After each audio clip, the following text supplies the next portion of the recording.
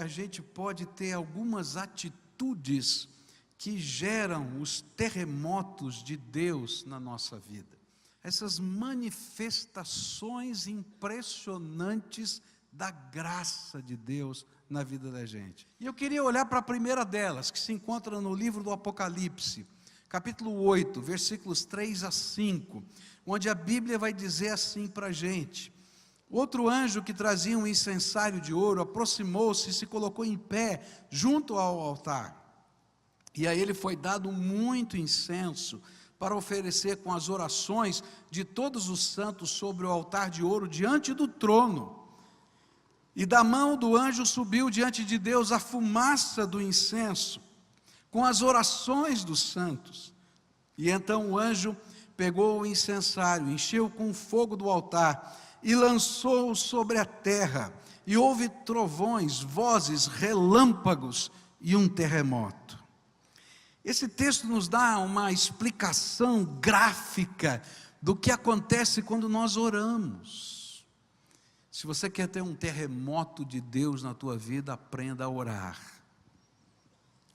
Deus abriu o céu para o apóstolo João ter uma noção, uma ilustração do efeito das nossas orações na sala do trono de Deus. E é interessante porque a palavra de Deus vai dizer que os incensários eram trazidos pelos anjos. E o incensário era uma bacia de ouro contendo brasas vivas, e sobre essas brasas vivas se colocava um incenso, uma mescla de várias especiarias que, mediante a sua queima, enchia de fumaça o lugar do trono de Deus e de perfume o lugar do trono de Deus. É interessante isso. Fumaça e perfume naquele lugar. E este incensário era colocado no altar diante do trono. E essa era a visão de Deus. Deus estava olhando para o altar e da frente dele a fumaça das orações e o perfume das orações nessa ilustração gráfica. E aí, por causa disso, a ordem do trono vem e o anjo pega o incensário. É tremendo isso, porque é uma figura. Ele pega o incensário que está representando o perfume das nossas orações ao Pai e a manifestação visível das nossas orações na fumaça. E Deus diz, não é? Dá a ordem ao anjo, o anjo cumpre os mandatos de Deus, e ele agora lança o incensário sobre a terra. E nessa ilustração o que ele está dizendo é que quando as nossas orações chegam no céu, Deus se manifesta poderosamente aqui na terra, e os terremotos da graça de Deus se manifestam aqui entre nós. É interessante que a gente vai encontrar em toda a Bíblia, no Velho e no Novo Testamento, essa ideia do incenso ligado às orações. E é interessante também que quando nós começamos a orar, a gente vai descobrir que a presença de Deus, as nossas orações na presença de Deus promovem, incitam resposta de Deus na terra. Por isso Lucas capítulo 18, versos 7 e 8 vai dizer assim: acaso Deus não fará justiça aos seus escolhidos que clamam a Ele dia e noite? Continuará fazendo-os esperar? Eu lhes digo, Ele lhes fará justiça e depressa. Contudo, quando o Filho do Homem vier, encontrará fé na terra? Deus está dizendo, Jesus está dizendo que as nossas orações fazem o lugar tremer. Em Atos 4:31, onde a Bíblia diz assim: depois de orarem, o povo de Deus orando na igreja, tremeu o lugar em que estavam reunidos, e todos ficaram cheios do Espírito Santo e anunciavam corajosamente a palavra de Deus. Você quer ver o lugar onde você está a tremer? Aprenda a buscar o Senhor em oração. Quando a gente dobra os joelhos, Deus fala conosco. Quando Ele fala conosco, Ele revela a sua vontade. E quando Ele revela a sua vontade, muitas vezes Ele nos faz promessas. E é interessante que quando a gente começa a ouvir essa palavra de Deus e crer nessa palavra de Deus, a gente vai ver os milagres de Deus, os terremotos de Deus acontecendo no dia a dia da nossa vida. O céu não pode ser o mesmo quando você está orando. A fumaça e o perfume do incenso enchem o lugar da presença de Deus. A segunda coisa que eu aprendo aqui nas Escrituras sobre os terremotos de Deus vai acontecer em Atos 16, versículos 25 e 26. Por volta da meia-noite, Paulo e Silas estavam orando, cantando hinos a Deus. Os outros presos os ouviam, e de repente houve um terremoto tão violento, que os alicerces da prisão foram abalados, e imediatamente todas as portas se abriram, e as correntes de todos se soltaram. Esse segundo texto nos fala de outra atitude que provoca terremotos de Deus, terremotos das intervenções do Senhor na nossa vida. É quando aprendemos a adorar a Deus por aquilo que Ele é, não somente por aquilo que Ele faz. Adorar a Deus tanto no dia bom como no dia mau. Adorar a Deus porque Ele é o nosso Deus e é digno de louvor e de adoração. Eu li recentemente um livro do pastor Sérgio Elias, com o título Heróis Anônimos, que falava do porquê o terremoto de Deus vem sobre o nosso louvor. Esse pastor afirmava que existem duas grandes faces da vida cristã que se unem quando adoramos a Deus. A face das portas abertas. Muitas vezes na nossa vida a gente vai ver os milagres de Deus, as portas abertas de Deus, as manifestações do poder de Deus, as coisas maravilhosas de Deus, como no caso desse capítulo 16 de Atos. Paulo entrou naquela cidade porque ele teve a visão que Deus lhe mostrou: passa a Macedônia e ajuda-nos. Ele chegou lá, imaginava que ia encontrar uma sinagoga, não encontrou, e ele foi para um lugar de oração e esperava pelo menos encontrar alguns homens tementes a Deus, e ele não encontra nada disso, mas ele encontra uma mulher, Lídia, e ele diz: Senhor, o que o Senhor mandou fazer aqui? Mas aí veio o milagre de Deus, aquela mulher se converte, a casa dela se torna a igreja, onde vai ser fundada a igreja de Filipos, e Deus vai fazer uma grande obra naquela cidade. Ele está pregando naquele lugar, e aparece uma mulher endemoniada, e ele, cheio do Espírito, não suporta aquela mulher e repreende os demônios. E os sinais de Deus acontecem. Aquela mulher fica livre, nunca mais fala as profecias do demônio. Está lá em Atos 16. Essa é a face da porta aberta. Mas aí vem a segunda face da vida cristã, das chagas abertas. Porque o mesmo apóstolo Paulo, que viveu a porta aberta na cidade de Filipos, levou 40 açoitadas, 39, 40 menos uma, 39 açoites, que rasgaram a sua carne e as suas costas. A mesma igreja que tem as portas abertas, tem as feridas abertas. Mas sabe o que faz essa igreja ter equilíbrio e experimentar os tremendos terremotos de Deus? É quando essa igreja aprende a adorar a Deus em toda e qualquer circunstância.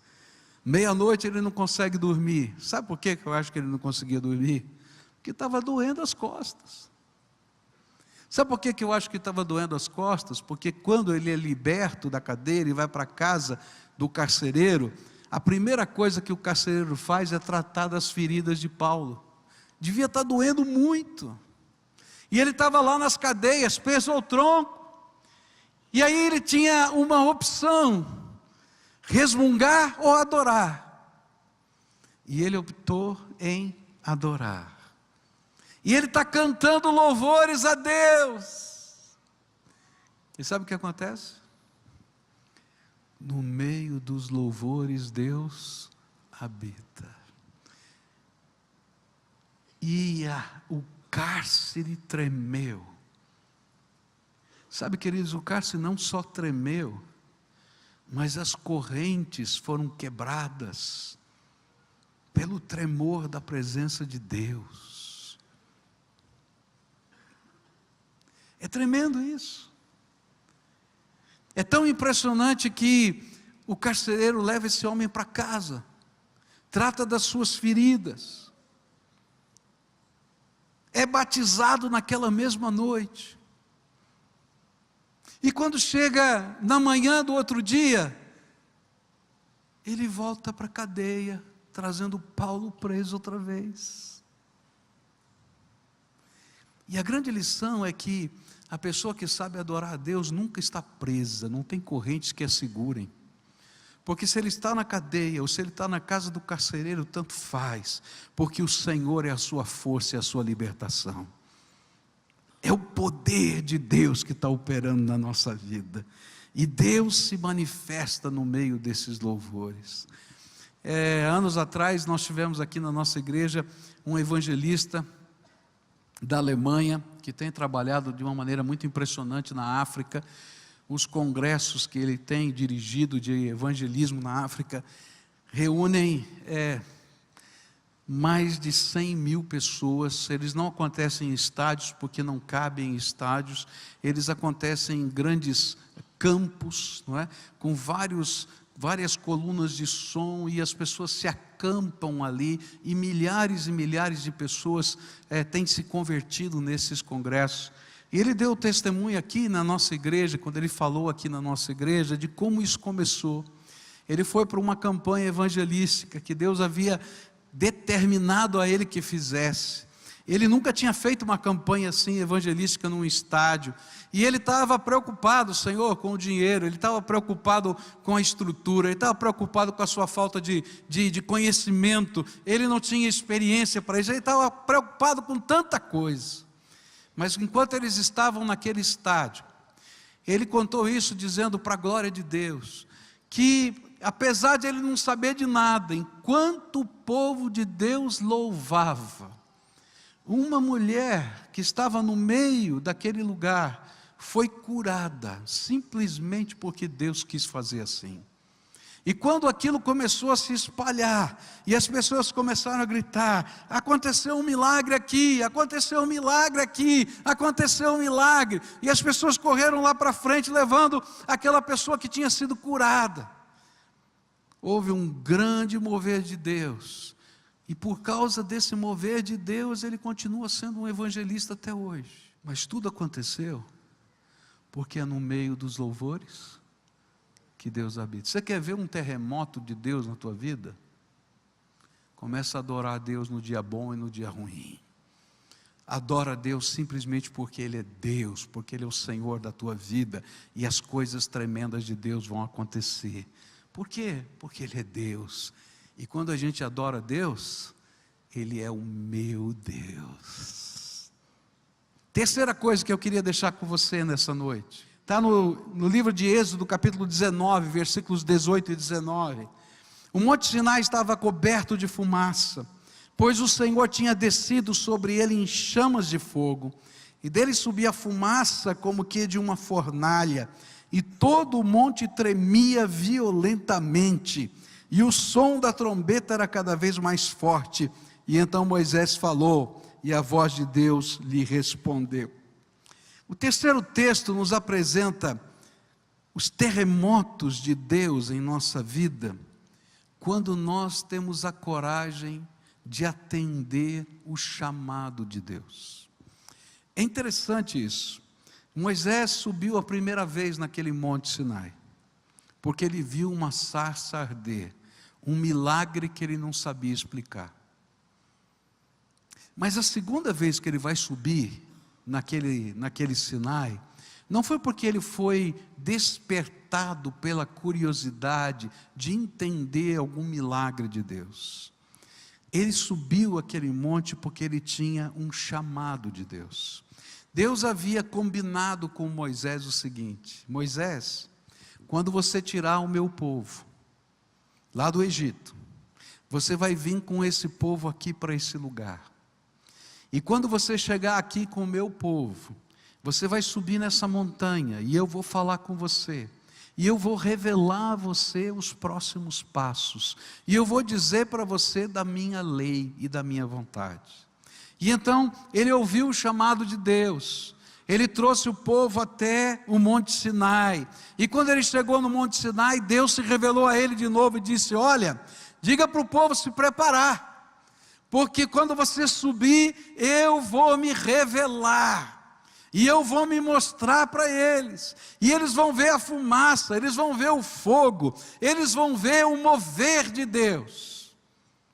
E aí Moisés atende o chamado, ele passa essas informações, e ele começa a subir a montanha do chamado. E enquanto ele está subindo a montanha do chamado, Deus começa a mostrar o seu poder, a sua glória, trovões, raios, a fumaça, o Shekinah de Deus, mas toda a montanha, porque no pé da montanha estava todo o povo assistindo, começa a tremer, e eles estão tremendo, porque ali é o lugar da presença de Deus, porque fomos chamados para um encontro com Ele. E eu queria dizer para você uma coisa tremenda, tem muita gente perdendo a bênção de vivenciar o poder de Deus na sua vida, simplesmente porque não ouve o chamado de Deus na sua vida. E há várias maneiras da gente não ouvir o chamado de Deus.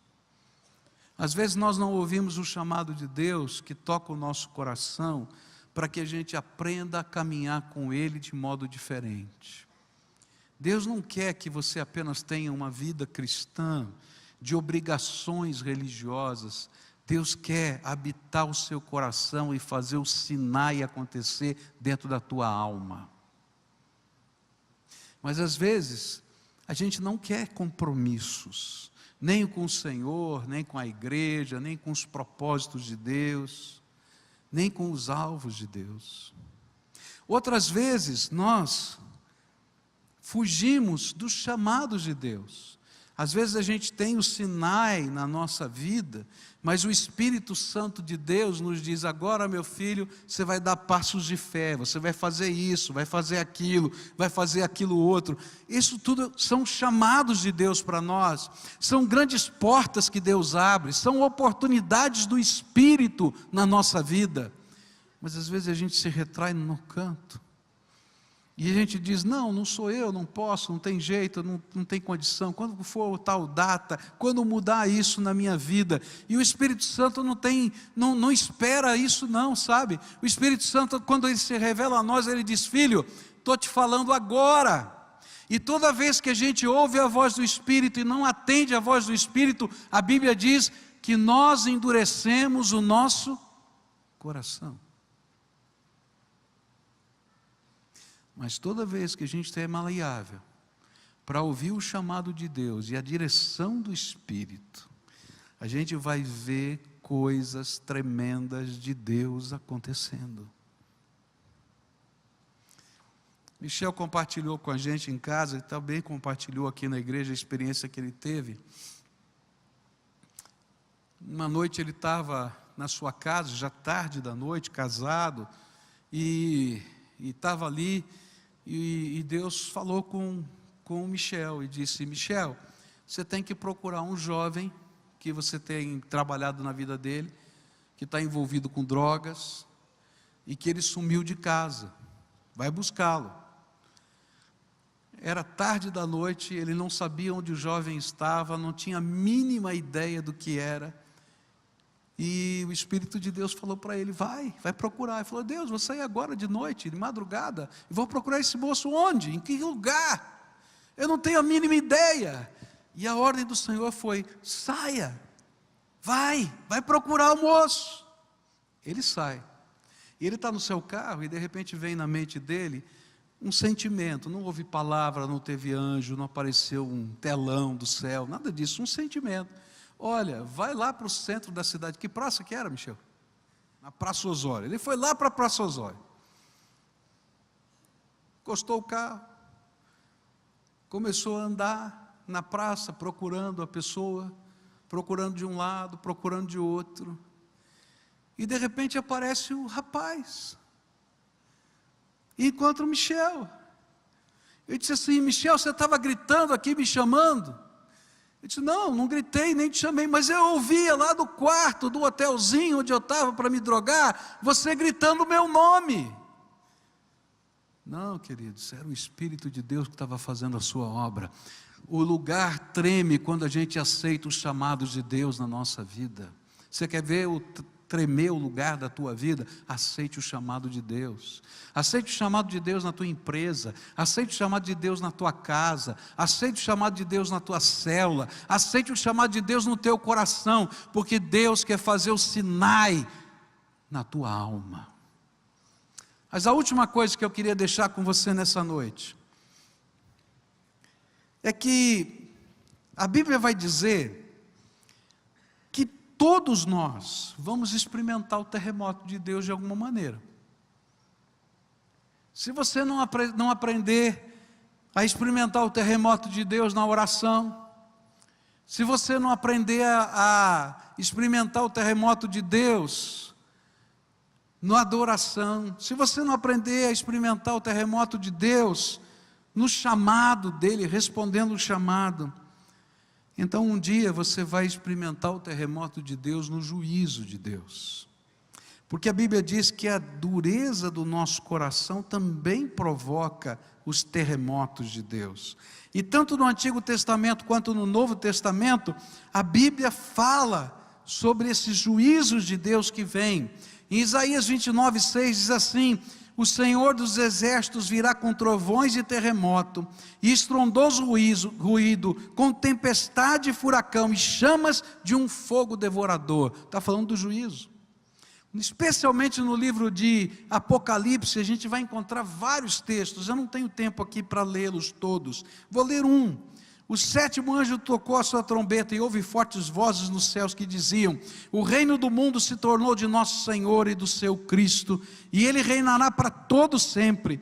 E os 24 anciãos que estavam assentados em seus tronos diante de Deus prostraram-se sobre os seus rostos e adoraram a Deus, dizendo: graças te damos, Senhor Deus Todo-Poderoso, que és e que eras, porque assumiste o teu grande poder e começaste a reinar.